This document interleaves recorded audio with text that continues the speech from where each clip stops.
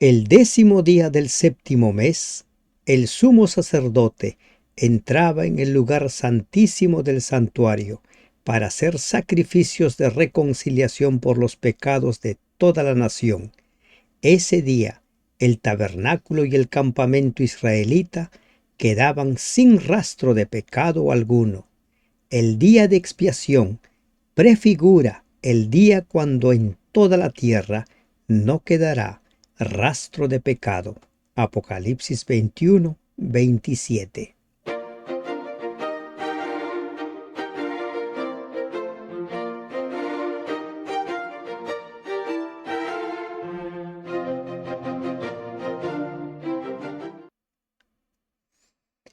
Perlas del libro de Levítico. Bendito Padre que estás en los cielos, te rogamos, Señor, que dirijas nuestra mente, nuestro entendimiento, para poder entender Levítico 16, el día de expiación. Oh Dios, ilumínanos. En el nombre de Jesús te lo pedimos. Amén. Buen día, hermanos y hermanas de esperanza. Levítico capítulo 16 nos habla acerca del día de expiación.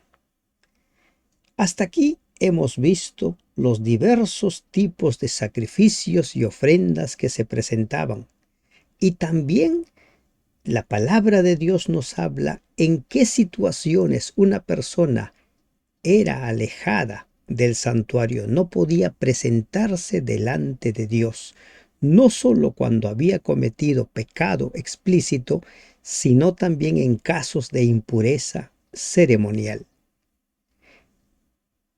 El capítulo 16 nos habla acerca del día en el cual todos los pecados eran eliminados del campamento y del tabernáculo. Y la pregunta es, ¿qué pecados? Y precisamente el santuario nos enseña cómo es que Dios se propone perdonarnos, cómo es que Dios se propone eliminar el pecado. ¿Qué sucede con el pecado que cometemos cada día? Y Levítico es el manual de instrucciones donde el Señor nos muestra el Evangelio, su plan de redención, y nos habla sobre todo para que nosotros seamos conscientes de lo que sucede con nuestros pecados cada día. Miren, el libro de Hebreos capítulo 9 y capítulo 10 enfatizan que los sacrificios del Antiguo Testamento eran solo una sombra de la realidad que es Cristo. Nuestro Señor Jesucristo es presentado como el sumo sacerdote perfecto que a través de su sacrificio único y perfecto ofreció una expiación eterna por los pecados. Hebreos 10:12 dice, pero Cristo, habiendo ofrecido para siempre un solo sacrificio por los pecados, se ha sentado a la diestra de Dios. Y el mismo capítulo 10, versículo 14 de Hebreos nos habla, porque con una sola ofrenda hizo perfectos para siempre a los santificados. Todo lo que se hizo en el santuario terrenal era figura y sombra del santuario celestial. Lo que se dice del día de expiación en el santuario terrenal, se dice lo mismo en el santuario celestial. Hebreos interpreta el día de la expiación como un tipo o figura del sacrificio de Cristo, quien a través de su muerte en la cruz ofreció una expiación completa y eterna por los pecados de la humanidad, superando la limitada expiación del Antiguo Testamento, que solo era figura, que solo era sombra. Entonces, empecemos. Vamos a tomarnos el tiempo que sea necesario para ir viendo qué es lo que sucedía. Habló Jehová a Moisés después de la muerte de los dos hijos de Aarón. Nadab y Abiú, cuando se acercaron delante de Jehová y murieron. Ellos murieron porque ofrecieron fuego extraño, el fuego que Dios no había ordenado. Allí ya encontramos nosotros una gran lección. Solo podemos ofrecer a Dios lo que Él ha ordenado, lo que Él ha establecido. Y Jehová dijo a Moisés: di a Aarón tu hermano, que no en todo tiempo entre en el santuario detrás del velo, delante del propiciatorio que está sobre el arca, para que no muera, porque yo apareceré en la nube sobre el propiciatorio. Solamente en el día de expiación Aarón podía ingresar al lugar santísimo. Miren la forma como Dios dejaba establecido que no había otro día aparte del día de expiación en el cual el sumo sacerdote podía entrar. ¿Por qué? Porque ese lugar prefiguraba el lugar, el trono de Dios. Y las personas, el sumo sacerdote, solamente podía ingresar una vez al año. Nada más. No era cuando se le ocurriese. Era cuando Dios lo había establecido.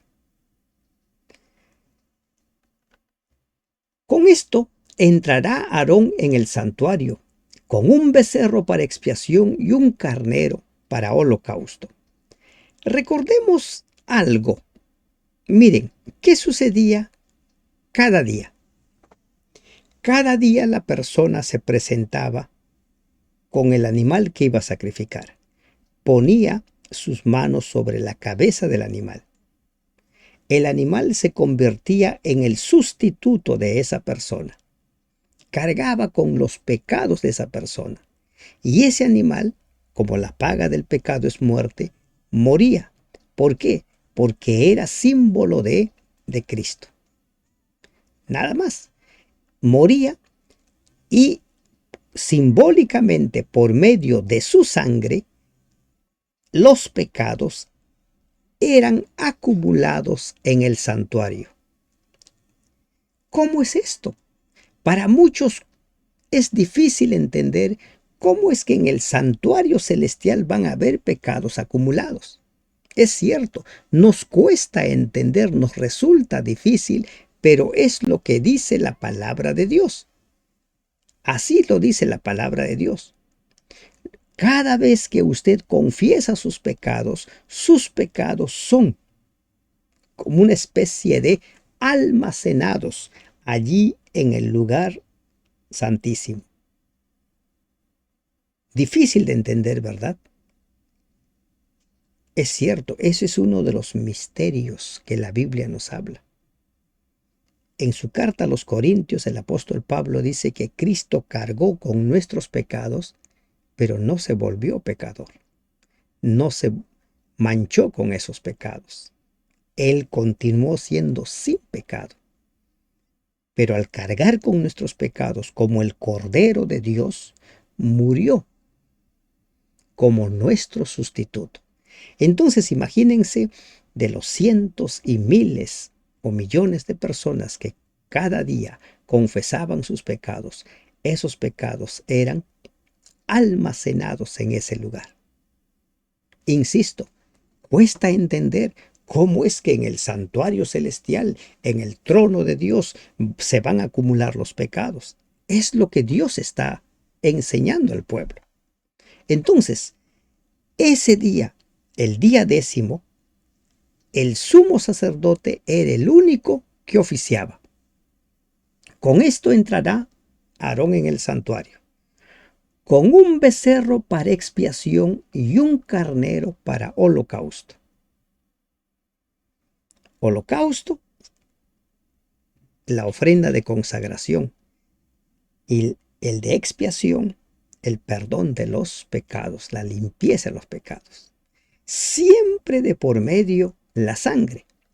Habló Jehová a Moisés después de la muerte. A ver, estamos retrocediendo aquí, ¿no? Dice, se vestirá la túnica santa de lino, y sobre su cuerpo tendrá calzoncillos de lino, y se ceñirá el cinto de lino, y con la mitra de lino se cubrirá. Son las santas vestiduras, con ellas se ha de vestir después de lavar su cuerpo con agua. Una vez más, es Dios quien va dando cada una de las indicaciones. Dios va especificando qué es lo que debe hacer. Aquí no sucedía, como en los demás casos, algo que se le ocurriese al sumo sacerdote o algo que se le ocurriese a Moisés. Es Dios quien especifica y deja claro que debía presentarse con la vestidura hecha para esa ocasión, la vestidura preparada para ese día. No podía oficiar en su lugar, ¿no? Ninguna otra persona. Era él y debía ceñirse, ¿qué cosa? La túnica santa de lino.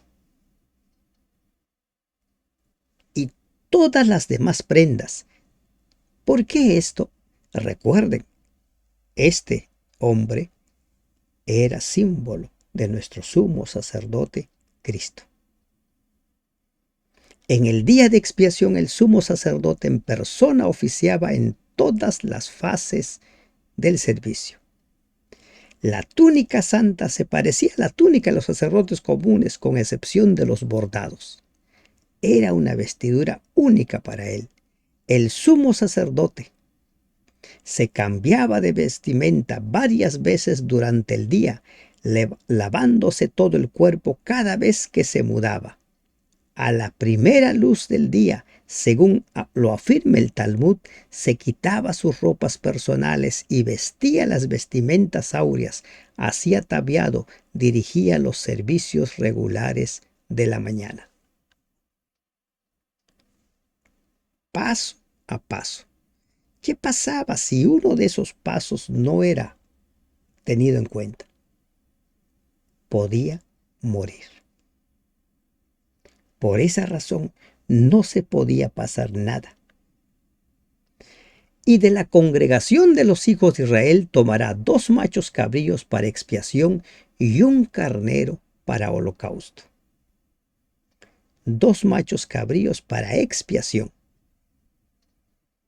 y un carnero para holocausto. ¿De dónde lo tomaba esto? De la congregación. Aarón debía tomar 2 cabritos de la congregación para hacer expiación. Esto no era común, pues en el servicio diario se exigía un becerro como ofrenda por el pueblo y no una cabra. Pero el día de expiación era diferente de todos los otros días. Y por medio de esa diferencia de los animales a sacrificar, Dios dejaba claro en la mente de cada una de las personas que ese no era un día más, era un día especial. Y hará traer a Aarón el becerro de la expiación que es suyo. ¿Qué es lo que estamos encontrando aquí? Aarón, el primer sumo sacerdote, representaba a Cristo, pero no era Cristo. Era un ser humano que tenía pecados.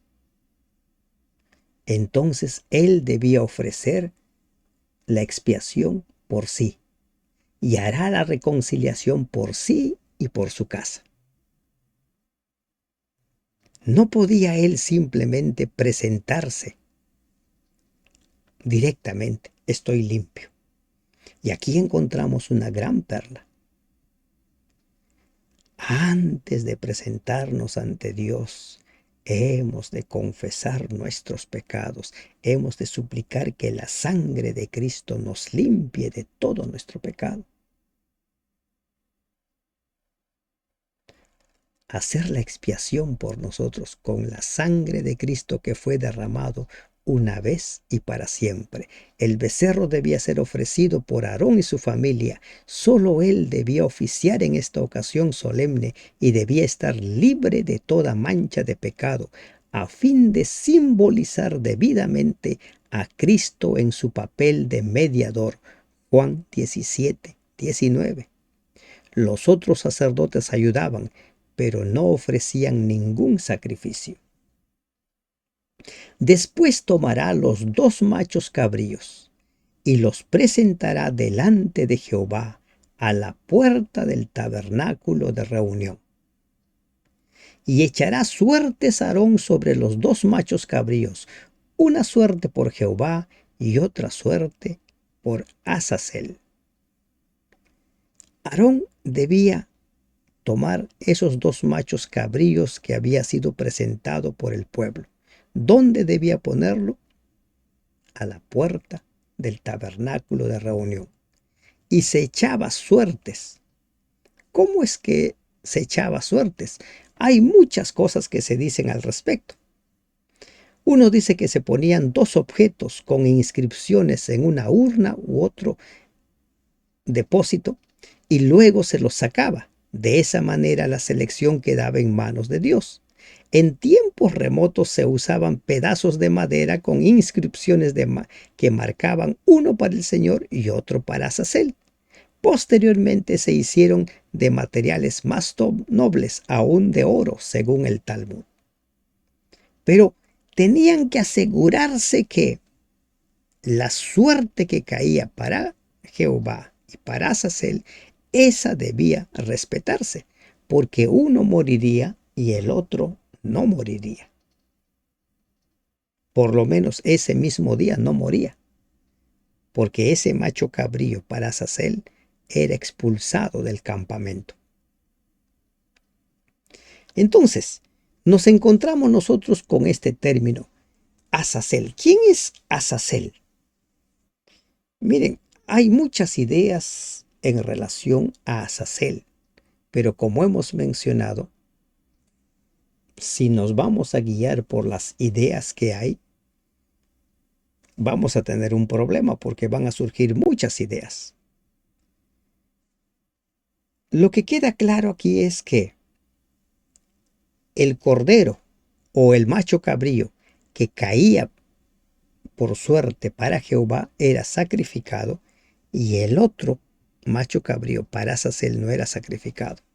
Comúnmente se dice que uno es para Jehová y el otro es para Satanás.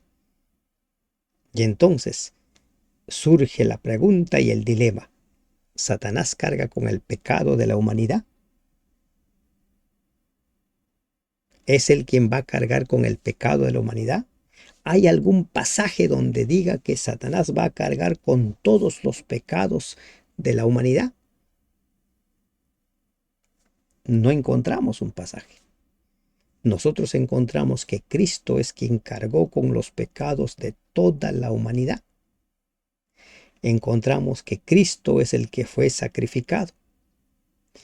Y en Apocalipsis 20, cuando se nos habla de cómo se va a exterminar el pecado, se nos dice que en el lago del fuego será arrojado Satanás, el falso profeta, la bestia, y todos sus seguidores serán arrojados allí. Eso es lo que nos dice la palabra de Dios. Particularmente aún no he encontrado un texto donde diga que a Satanás se le cargará con todos los pecados de la humanidad. Si usted encuentra ese pasaje, le voy a pedir que lo comparta. Entonces, sobre el nombre de Azazel, algunos han tratado de interpretar que es Satanás, otros han tratado de interpretar que es una composición. Por ejemplo, uno dice que viene de cabra y Azal viene de partir, de irse. Pero es esa la luz que nos da la Biblia. Pero sigamos, ¿qué es lo que sucede con cada macho cabrío? Y hará traer a Aarón el macho cabrío sobre el cual cayere la suerte por Jehová y lo ofrecerá en expiación. El macho cabrío que caía por suerte para Jehová, era sacrificado. Su sangre era derramado. Con la sangre de ese macho cabrío se procedería a la expiación del lugar santo, del lugar santísimo. El contraste entre los dos animales es completo. El macho cabrío de Jehová era degollado, el de Azazel no era degollado. La sangre del macho cabrío del Señor era llevado al santuario y rociada, no así la sangre del macho cabrío, porque no moría. Siempre se quemaba sobre el altar la grosura de la ofrenda por el pecado. Así se hacía con el macho cabrío del Señor, pero evidentemente no se hacía con el macho cabrío de Azazel. La sangre del macho cabrío del Señor era capaz de limpiar. Como dice los versículos 15 y 16, el macho cabrío de Azazel contaminaba, como lo vamos a ver en el versículo 26. La persona que se encargaba de expulsar al macho cabrío quedaba contaminado y debía lavarse, purificarse. El contraste entre los dos animales era absoluto. Así lo dice la palabra de Dios. Mas el macho cabrío sobre el cual cayere la suerte por Azazel, lo presentará vivo delante de Jehová para hacer la reconciliación sobre él, para enviarlo a Azazel al desierto. Miren lo que dice el versículo 10. ¿Para qué? Se lo presentaría vivo delante de Jehová para hacer la reconciliación sobre él. ¿Y cómo es que haría la reconciliación sobre él? Pues este animal es el que cargaría con todos los pecados que el sumo sacerdote sacaría del tabernáculo y cargaría sobre él. Y este animal es el que cargaría con esos pecados, y al expulsarlo, el campamento ese día quedaba libre. Por eso dice, para hacer la reconciliación sobre él. Y hará traer a Aarón el becerro que era para expiación suya, y hará la reconciliación por sí y por su casa, y degollará en expiación el becerro que es suyo. ¿Cuál es el primer paso? El primer paso era que Aarón tenía que estar a cuentas con Dios. Y ese es el primer paso en toda relación con Dios. Estar a cuentas con Dios. La sangre del cordero ha sido derramado. Los versículos del 11 al 14, allí se nos habla de cómo Aarón ofrece una ofrenda por su pecado y por su casa, y lleva la sangre e incienso al lugar santísimo. Hará traer. Después tomará un incensario lleno de brasas de fuego del altar de delante de Jehová, el altar del sacrificio, y sus puños llenos del perfume aromático molido, y lo llevará detrás del velo, el incienso, detrás del velo. Y pondrá el perfume sobre el fuego delante de Jehová, y la nube del perfume cubrirá el propiciatorio que está sobre el testimonio, para que no muera. Miren este simbolismo. ¿Cuál es ese simbolismo? Aarón entra con el incensario. Echa sobre el incensario ese perfume aromático. Ese perfume aromático va a producir una nube. Y esa nube va a cubrir el propiciatorio que está sobre el testimonio, sobre los 10 mandamientos, para que no muera. Porque ese lugar era símbolo de la presencia de Dios. Ese lugar era el símbolo del trono de Dios. Una vez apartado el velo, solo el incienso separaba a Aarón de la sagrada presencia de Dios. Fuera del tabernáculo, las oraciones de los israelitas ascendían con el perfume del incienso y por fe ellos también entraban con Aarón en el lugar santísimo. Tomará luego de la sangre del becerro y la rociará con su dedo hacia el propiciatorio al lado oriental. Hacia el propiciatorio esparcirá con su dedo 7 veces de aquella sangre. Durante el año, nada de sangre llegaba al arca del pacto, al propiciatorio. Dejando el incensario en el lugar santísimo, Aarón volvía al atrio a buscar la sangre del becerro, con el asperjamiento de su sangre, primero sobre el propiciatorio, luego 7 veces delante del mismo, concluía su ministración en el lugar santísimo. Así había hecho expiación por sí y por su casa. Libre de pecado, entonces llegaba a ser un representante idóneo de Cristo, aquel que no tiene pecado, y así podía mediar en favor de los demás, en favor del pueblo. En los versículos 15 al 17 se nos narra cómo es que Aarón mata al macho cabrío del Señor y hace expiación por el lugar santo y el lugar santísimo. Ahora Aarón, después de haber ofrecido la expiación por sí mismo, podía expiar el pecado a los demás. Así purificará el santuario a causa de las impurezas de los hijos de Israel, de sus rebeliones y de todos sus pecados. De la misma manera hará también al tabernáculo de reunión, el cual reside entre ellos en medio de sus impurezas. De la misma manera, de forma similar, ningún hombre estará en el tabernáculo de reunión cuando él entre a hacer la expiación en el santuario. ¿Hasta qué momento? Hasta que él salga. Nadie debía entrar. Y haya hecho la expiación por sí, por su casa y por toda la congregación de Israel.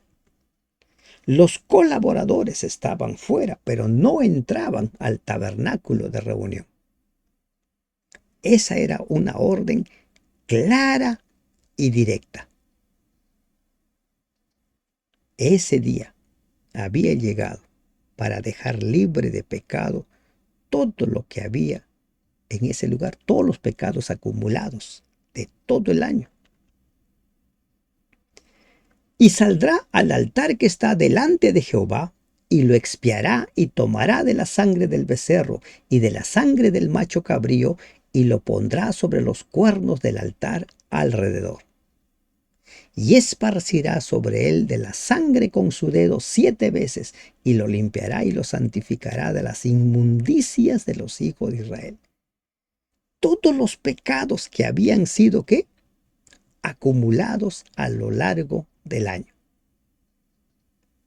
Con esa sangre del macho cabrío y del becerro era purificado. ¿Se dan cuenta? Que los pecados de cada persona estaban siendo acumulados allí. Y era limpiado de las inmundicias de los hijos de Israel. Así de claro es su palabra. Cuando hubiera acabado de expiar el santuario y el tabernáculo de reunión y el altar, hará traer el macho cabrío vivo. Terminó de limpiar todo.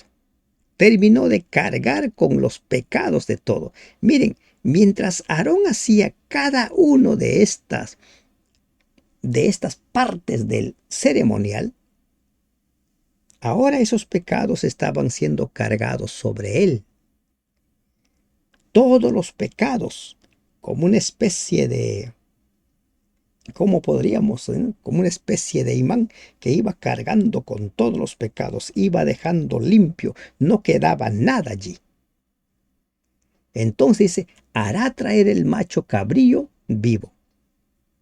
La sangre del macho cabrío de Jehová, que era ofrecido en el día de la expiación, purificaba el lugar santísimo, el lugar santo y el altar de los holocaustos de las inmundicias de los hijos de Israel y de sus rebeliones y de todos sus pecados. El pueblo ya había recibido el perdón por esos mismos pecados al haber presentado en el servicio diario sus ofrendas personales por sus pecados.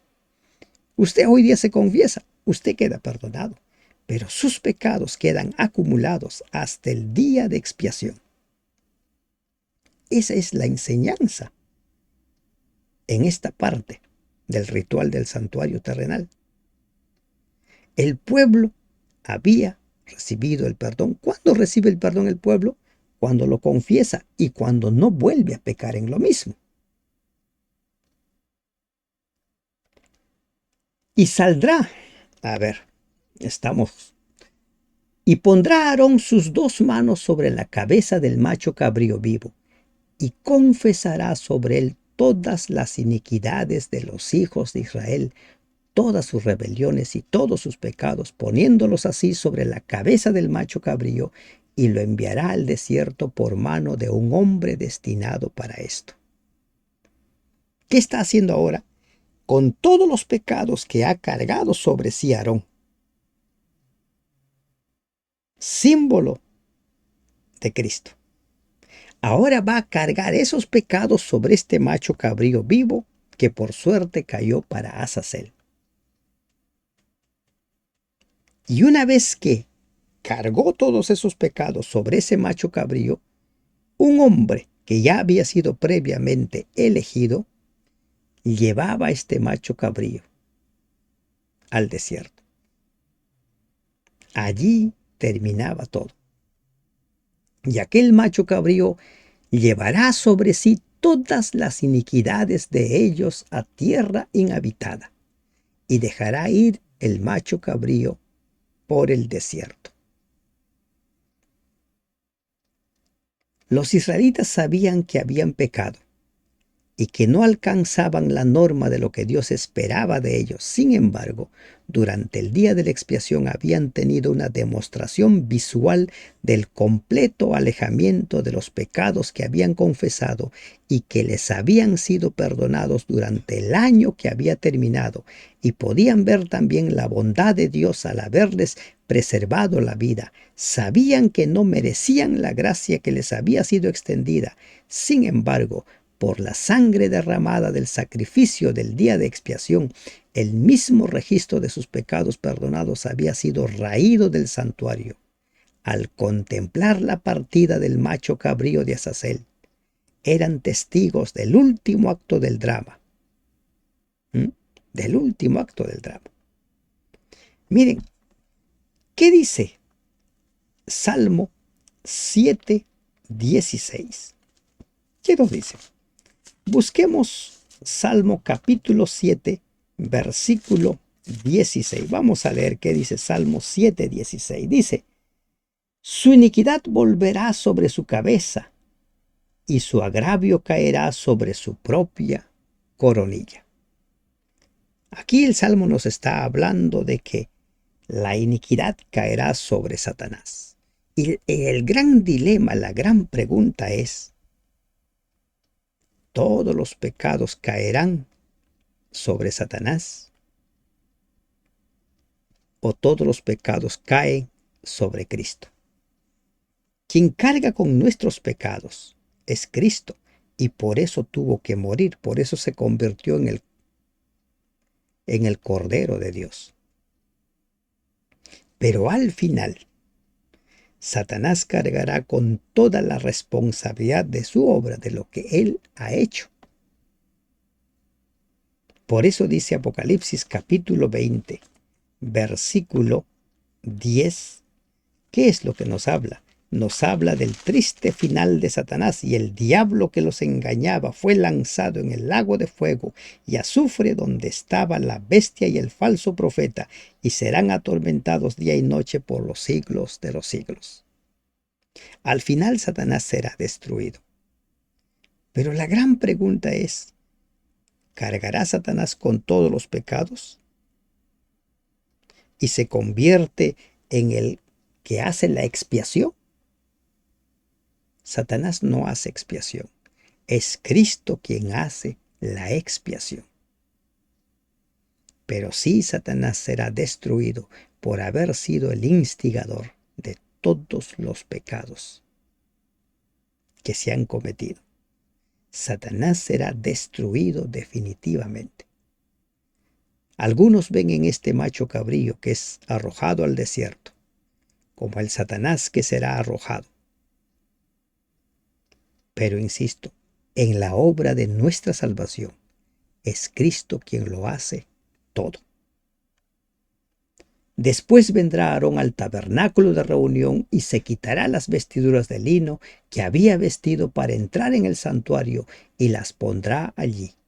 Lavará luego su cuerpo con agua en el lugar del santuario y después de ponerse sus vestidos saldrá y hará su holocausto y el holocausto del pueblo para la expiación por sí y por el pueblo, y quemará en el altar la grosura del sacrificio por el pecado, el paso a paso cómo es que se debía desarrollar ese día. El que hubiere llevado el macho cabrío a Azazel lavará sus vestidos. Ese macho cabrío para Azazel contaminaba. Lavará también con agua su cuerpo y después entrará en el campamento.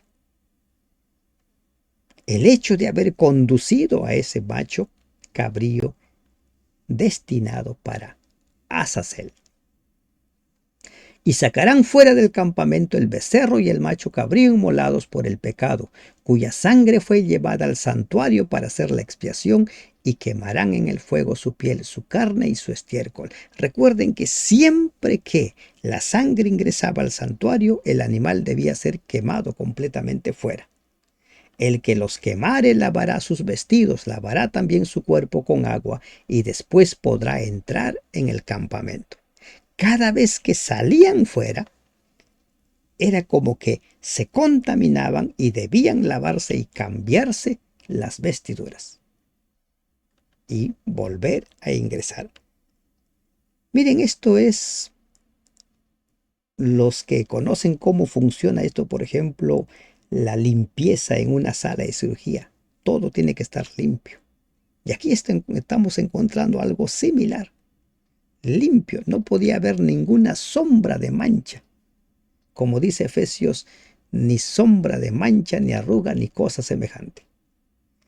Y esto tendréis por estatuto perpetuo: en el mes séptimo, a los 10 días del mes, afligiréis vuestras almas, y ninguna obra haréis, ni el natural ni el extranjero que more en vosotros.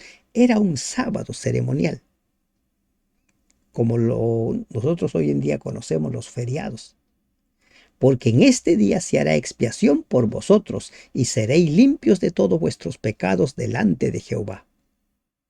Ya habían sido perdonados, pero ese día los pecados acumulados eran raídos del campamento del tabernáculo.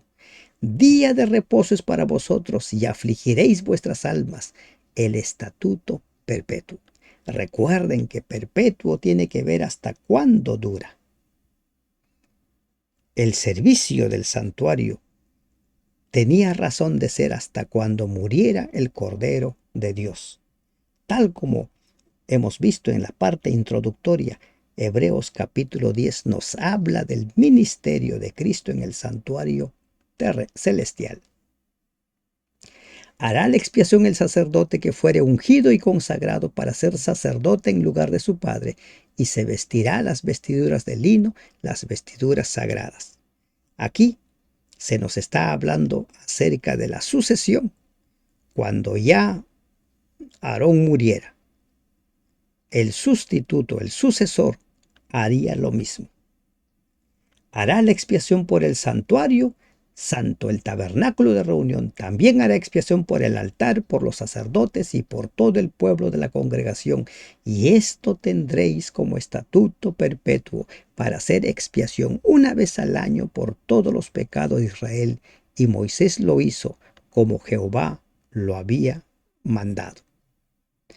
El día de expiación es símbolo del final de la historia del pecado, cuando Cristo destruirá todo vestigio del mal. Dice Apocalipsis 21:27, no entrará en ella ninguna cosa inmunda o que haga abominación y mentira, sino solamente los que están inscritos en el libro de la vida del Cordero. El día de expiación era un día en el cual todos participaban, era un día en el cual todos habían hecho cuentas con Dios y aquel que no participaba era cortado. Todo aquel que no participe por fe, todo aquel que no acepte la sangre de Cristo para limpiarse de sus pecados será cortado. Solamente formarán parte del reino eterno de Dios todos aquellos que hayan lavado sus pecados con la sangre del Cordero. Y cuando Dios establezca su reino, dice Apocalipsis 21, hecho está, yo soy el alfa y el omega, el principio y el fin. Al que tuviere sed yo le daré gratuitamente de la fuente del agua de la vida. El que venciere heredará todas las cosas, y yo seré su Dios y él será mi hijo. El que venciere. Pero los cobardes e incrédulos, los abominables y homicidas, los fornicarios y hechiceros, los idólatras y todos los mentirosos tendrán su parte en el lago que arde con fuego y azufre, que es la muerte segunda. Allí se acabará definitivamente el pecado. No habrá más pecado. Entonces, en el reino eterno de Dios no entrará ninguna cosa inmunda. ¿Podemos formar parte de ese reino eterno? Sí. ¿Es difícil? No es difícil. ¿Es imposible? No es imposible. Solo debemos aceptar que la sangre de Cristo nos limpie de todos nuestros pecados. Que Dios te bendiga. Amén.